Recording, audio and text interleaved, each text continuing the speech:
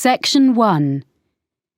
You will hear a telephone conversation between a woman and a man who works for a holiday company about a holiday she would like to go on.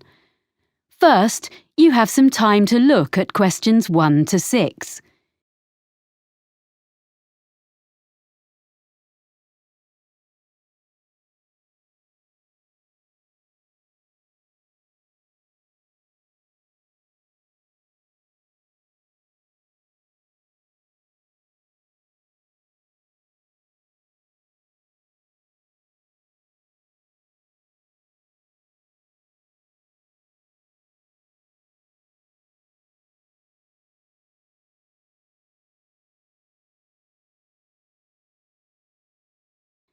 Now we shall begin. You should answer the questions as you listen because you will not hear the recording a second time. Listen carefully and answer questions 1 to 6. Holidays for you. Sean speaking. Can I help you? Oh, hi. I've been looking at your website. I'm interested in a cycling holiday in Austria in April. We have 2 trips in April. One lasts 14 days and the other 10 days. I think the 10-day trip is better. So let's see. I've got a calendar here. What are the dates? Well, that trip is in the middle of the month. It starts on the 17th of April and it finishes on the 27th. That suits me. I can't leave work before the 10th of April. Let me see if there are any spaces. Is it just for yourself? Myself and my sister, so 2 of us. Yes, we have spaces. Is it a big group? At the moment, there are 12 people booked on this trip, and with you 2, that will be 14. The maximum number is 16, so it's almost fully booked. We can't go over that because it's hard to keep a larger group together. I need to check that I'm fit enough for this, but the distances look okay. The website says we'll ride approximately 45 kilometres a day. Is that right? That's correct, and I've got the exact distances here. It really depends on which part of the trip.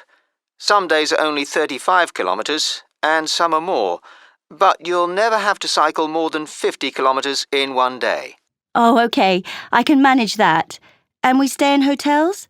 Yes, they all have restaurants, and the rooms have ensuite facilities. And do they have pools? It's how I relax after a long day. There is a swimming pool in a few of the hotels, but none of them has a gym. I don't think we'll need a gym after all that cycling. I'd better find out how much the holiday costs before I get too excited. Including flights, it's £1,177 for one person. Oh, we'll book our own flights on the internet. That's just £1,013 then. And we can book insurance for you if you want. And which meals are included in that price? Well, breakfast, of course, and the hotels will provide you with a packed lunch each day. We do stop during the afternoon in a village somewhere for a rest, so any snacks you buy then are extra. Then dinner will be in the hotel every evening, and that's included in the price of the holiday. Before you hear the rest of the conversation, you have some time to look at questions 7 to 10.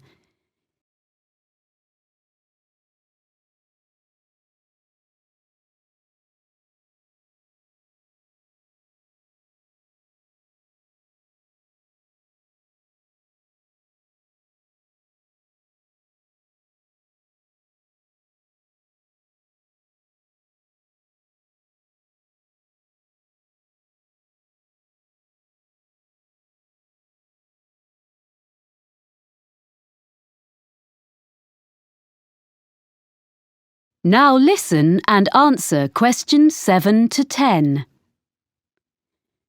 And you provide the bicycles, of course. What else? A lock and a bell come with the bike, as well as lights, although you shouldn't need to cycle in the dark. There's a small bag, or pannier, on the front of the bike, where you can put the things you want to take with you during the day, like water or fruit. But we won't allow you to cycle unless you bring a helmet.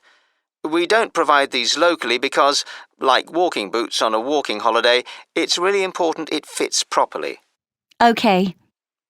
If there's any special gear you need for your holiday, we recommend a particular website and you can get a discount by quoting your booking reference. Great. What is it? It's www.ballantine.com. That's all one word, and I'll spell it for you. www.ballantine.com. Good. I've got that down. I've been looking at your website while we've been talking. I see we cycle along the River Danube. Yes, it's one of Europe's most well-known areas for cycling. It looks fascinating. Lots of beautiful countryside and things to see. I should warn you that we do reserve the right to make some alterations to the route if the weather is bad. Some of the tracks sometimes get very muddy. OK. Well, hopefully it won't rain too much. I know we stop in towns and villages, but do we get a chance to look around? Because I'm really interested in history. Oh, yes, you get opportunities to explore. Is there something in particular you want to see? There's a theatre in a town called Grine. A friend of mine went there last year and said it was amazing. Let's see. Yes, there's a guide who'll take you round the building. We don't have any other tours arranged, but you can visit several castles and museums on the holiday. Well, thank you for all that information. I'd like to book that then. Right, well, I'll just... That is the end of section 1. You now have half a minute to check your answers.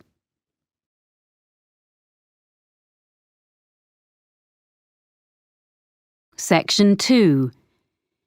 You will hear someone talking on the radio about food and restaurants in the local area.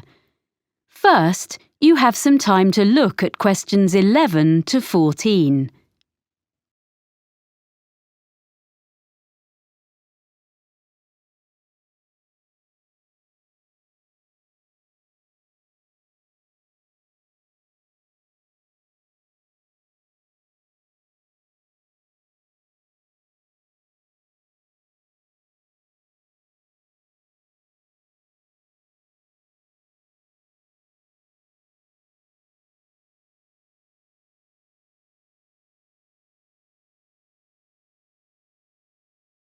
Now listen and answer questions 11 to 14.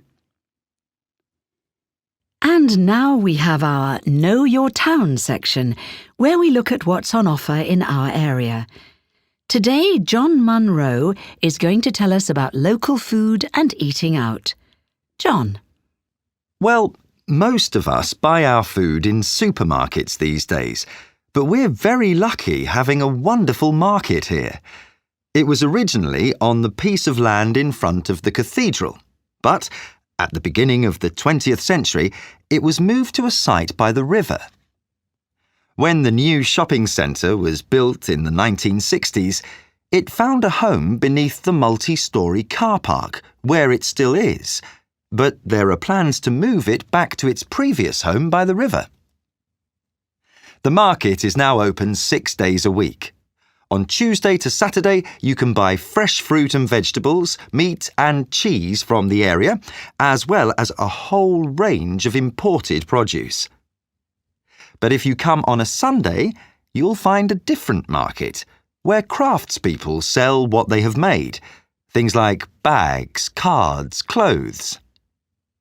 During the week, there are a few stalls selling more everyday utensils like saucepans and cleaning products alongside the fruit and vegetables, as well as one new stall selling antique furniture, which is proving to be very popular.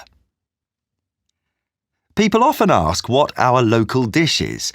As we're by the sea, they expect it to be some kind of fish recipe. Our fish is good, of course, But there isn't one particular dish that stands out. What we do have is an apple cake that isn't really made anywhere else. There's a new cafe in the high street, Barton's, which bakes them fresh every morning and serves them with delicious homemade ice cream in a choice of flavours. Now, the harbour is obviously the place to buy fresh fish. Every morning there's a stall where local fishermen sell a selection of the day's catch before the rest goes to London or abroad. They've been doing that for as long as anyone can remember, of course. But the harbour itself looks very different from a few years ago. Most of the restaurants used to be at the far end, but that part was redeveloped and the restaurants had to relocate to the other end. Many of them are simply the old ones in new premises, but a couple of new ones have opened recently, so there's a good range now, both in the harbour and the town itself. I'm now going to give you my top 6 places to eat in different parts of the town. Before you hear the rest of the talk, you have some time to look at questions 15 to 20.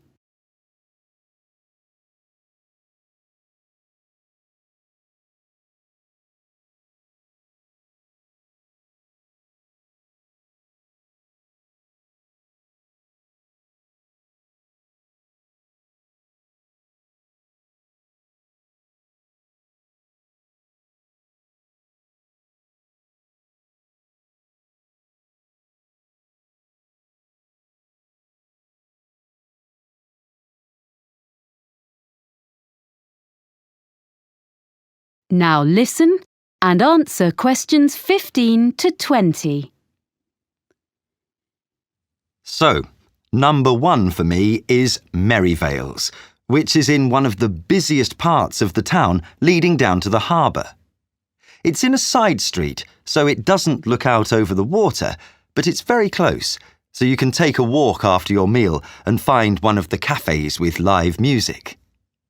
At Merivale's, you can enjoy delicious fresh fish and seafood. The friendly staff offer very attentive service and a really enjoyable evening.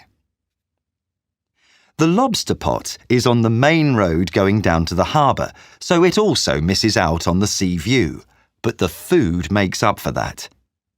It serves a huge range of fish and seafood, as well as vegetarian and meat dishes, so there's something for everyone.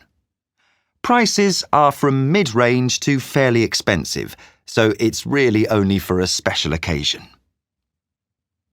Elliot's is in the city centre and is a very upmarket restaurant in the evening, but during the day it serves lunch and coffee. It's on the 20th floor above some offices, and it's a great place to sit for a while, as you can see most of the city spread out from there. It does get very busy though, and you may have to wait to be served. Not far from the city centre is the Cabin, which is on the canal bank. You can't park your car there. It's a 15-minute walk from the nearest car park, but it's very peaceful. A good place to relax away from the traffic. It's not cheap, but it's an ideal place for a long lunch. The Olive Tree is a family-run restaurant in the city centre offering beautifully prepared Greek dishes. It's well known locally and very popular. Service can be slow when it's busy, as all the food is freshly made. There's plenty of room, and on Friday and Saturday nights, the wooden floors resound with live music and dancing, which is certainly worth going for. The last place I want to recommend has only just opened in a converted school building. The old school restaurant has been very cleverly renovated. The use of mirrors, plants and the colours on the walls makes you feel as though you're in a large garden instead of the city centre. There are only a few dishes on the menu, but they change every day. So, Tanya, That is the end of section 2. You now have half a minute to check your answers.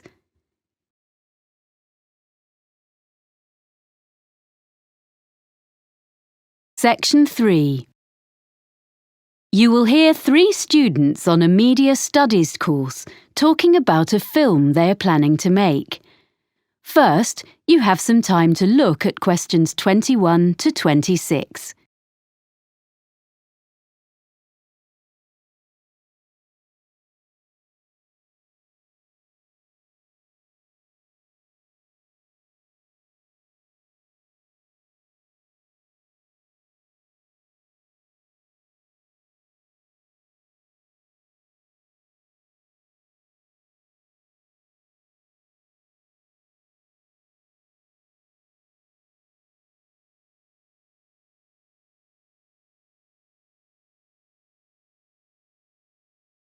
Now listen carefully and answer questions 21 to 26.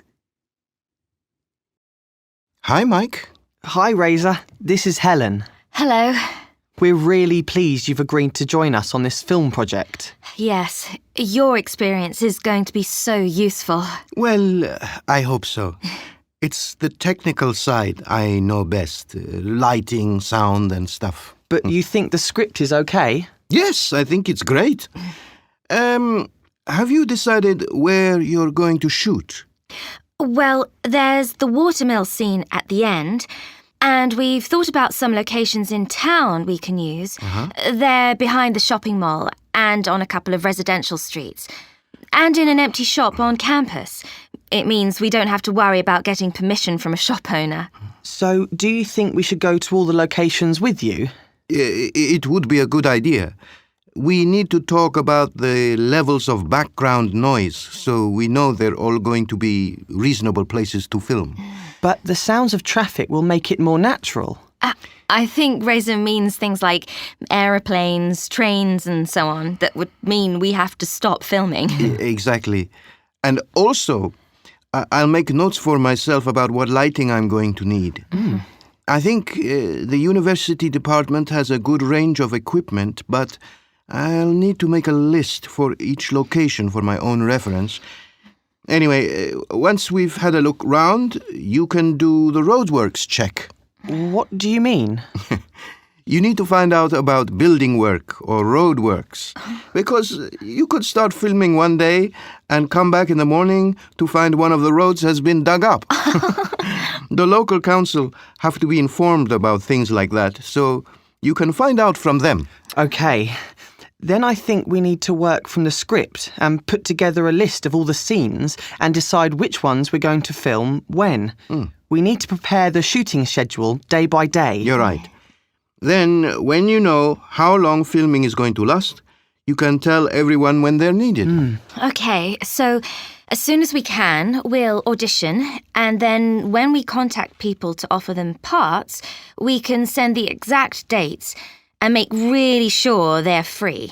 Because often the actors are all enthusiastic, but then when you try to pin them down about whether they're really free at that time, you find they've got exams or something, or they're off to a festival just before, and you have to rush about looking for replacements.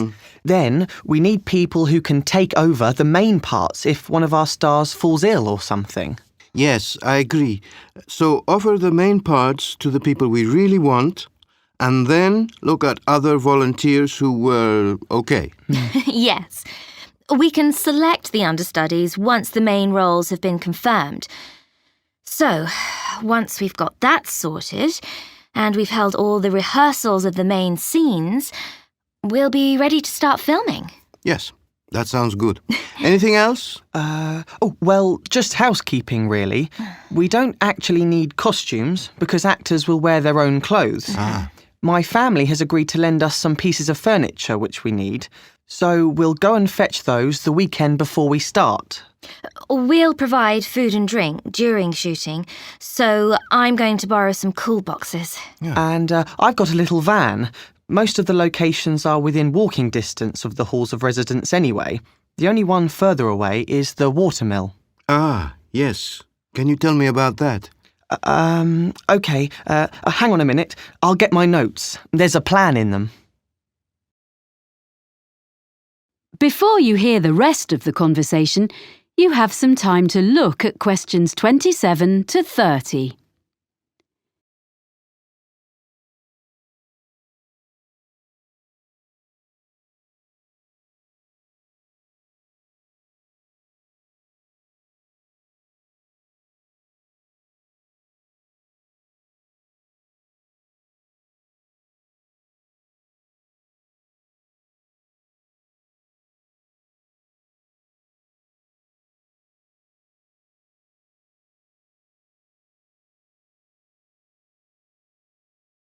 Now listen and answer questions 27 to 30. Here's the mill. You see, basically you have a vertical water wheel which was used to power the grinding stones. It sounds really interesting. Will we film inside? Yes, that's where the final scene between the girl and the man takes place. Our plan is to fix one camera outside by the window next to the door to film through the window, and then have another handheld camera inside the mill. That means we can get two views of the same scene. We were going to do something using a mirror, but we decided that would be too complicated. Yes, by doing it that way, all we'll need is lights on the inside, next to the wall behind the wheel, which can shine across to the opposite wall. Will that give enough light? I think so, because the scene is in the evening. It shouldn't be too bright. The actors will be carrying torches too. And we'll have an old screen made of wood just inside the door, because it's a new door and it'll look wrong. The lights won't shine directly on it, so it'll be fine. So you won't actually show the door open? No. There's a huge box on the floor against the wall farthest from the wheel. We'll see the girl approaching the mill on her bike.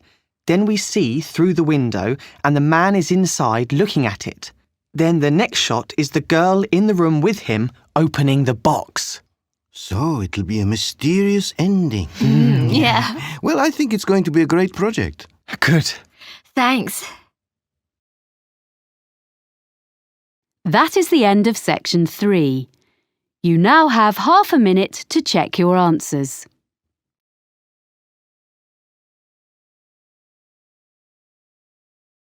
Section 4. You will hear part of a lecture about exotic pests given as the introduction to a course on ecology and environment. First, you have some time to look at questions 31 to 40.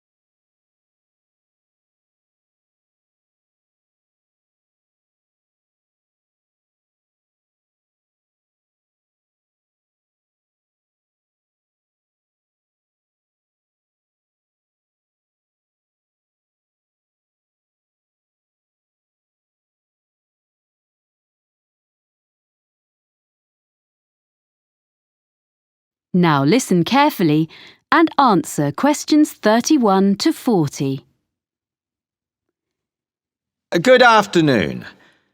I want this afternoon, as an introduction to our ecology module, to offer examples of exotic pests, non-native animals or plants which are, or may be, causing problems, which might prove a fruitful topic for seminar papers later in the term.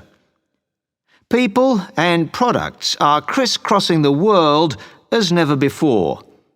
And on these new global highways, plants and animals are travelling too. Exotic plants and animals are turning up in Antarctica and on the most remote islands on Earth. For example, the Australian red-backed spider. it's made its way to countries fairly near home, such as New Zealand and Japan, as some of you may know.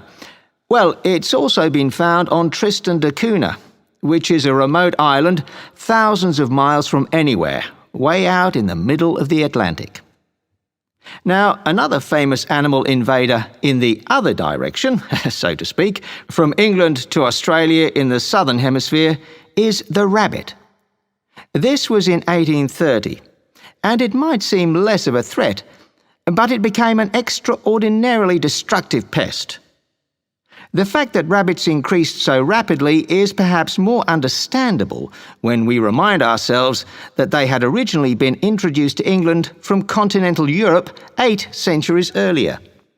This was because they were regarded as a luxury food source, and in spite of having warm fur, they probably originated on the hot, dry plains of Spain, which of course explains why they thrive in the climate of Australia. A much less cuddly example of a pest introduced to Australia, this time from America, is fire ants. These are increasing and spreading very fast. Their huge nests can now be found in gardens in the city of Brisbane, and they are costing the Australian government a great deal of money in control measures.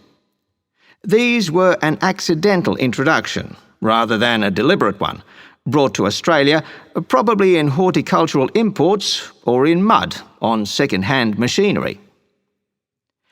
As a biologist and conservationist, I have become increasingly concerned about these matters.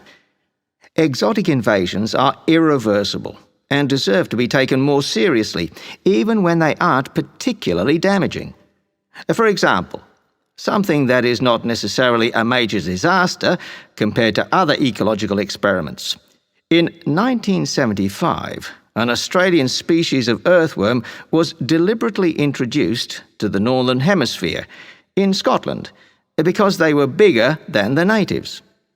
The aim was that they would be more effective than native species, but in fact, they don't do more for the soil condition than the smaller locals, which they displace. Although they don't do a lot of harm, as far as we know up to now, this will probably prove to have been a mistake. A much more serious case, also in Scotland, as well as other countries, along with the latest victim, Iceland, is the New Zealand flatworm. This is a most unwelcome newcomer in these regions of northwest Europe. Basically, this flatworm came into these countries by accident. It's now been realised that it was actually carried in the plant pots containing exotic ornamental shrubs and so on, and as it eats local earthworms and doesn't benefit the local ecology in any way, it is a real pest. Next, there's a further instance, this time in the water, and it's come from Japan. It's a delicious but very fast-spreading seaweed, and is one of many exotic species, large and small, in the seas covering the rocks around Australia. Unfortunately, it is replacing indigenous seaweeds and permanently altering the ecosystem. However, to look at the situation from a business point of view, it is now being harvested and exported, dried, back to Japan, its original home, where it's particularly popular. So, sometimes we may find accidental benefits from apparently harmful arrivals. Well, you could say that world ecology is now going the same way as popular culture. Global music and fashions, food and drinks are taking over from local ones in every land. And in ecosystems, we find vigorous exotic invaders overwhelming native species and natural habitats. But can we find any examples of invaders which appear to be a problem and then find that in fact they may not be such a big issue after all? We might take as an example a native of Australia, the budgerigar, the most common pet parrot in the world, of course. Because there have been many escapes over the years, it is now to be found flying about in feral flocks where the climate suits it. So, These flocks of budgerigars have been getting very numerous in the southeast of the United States, particularly in residential areas. People have been getting quite worried about this, but it has been observed that the size of the flocks has diminished somewhat recently. The fact that they are smaller is thought to be due to the fact that new competitors for their habitat have arrived from other places. That's the last example for now. What I'd like you to consider is this. Is the planet Earth moving towards a one-world ecosystem? How far would it be a wholly bad development? That is the end of section 4. You now have half a minute to check your answers.